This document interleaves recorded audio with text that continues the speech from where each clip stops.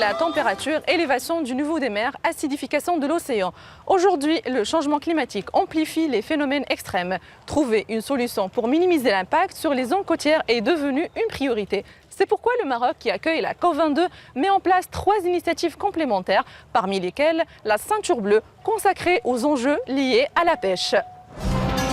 On poursuit notre série en route vers la COP22 avec une halte à Agadir pour voir comment se met en place cette ceinture bleue.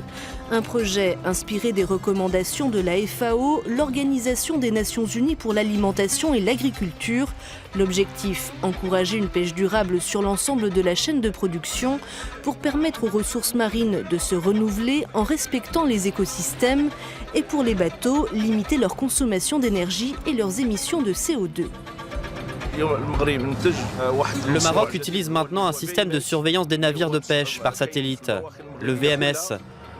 Il est disponible dans tous les bateaux marocains. C'est un bon outil de gestion. On peut suivre leurs unités, connaître précisément la distance parcourue, la position du navire, l'heure à laquelle il quitte le port et celle à laquelle il rentre. Pour mieux connaître les phénomènes climatiques de l'océan Atlantique et de la Méditerranée, l'Institut national de recherche halieutique a installé une bouée équipée de capteurs afin de recueillir des données.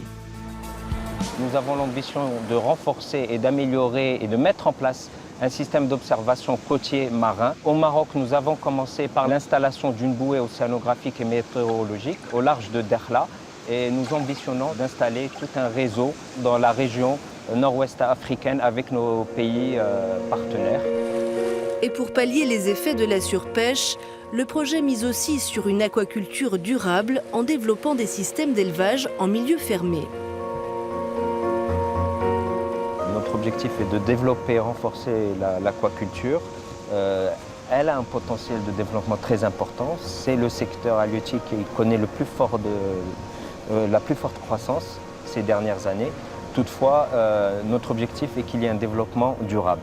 Alors nous voulons encourager le développement de l'algoculture et c'est pour ça qu'au Maroc, nous avons plusieurs projets expérimentaux que vous pouvez voir aujourd'hui ici, celui des macroalgues.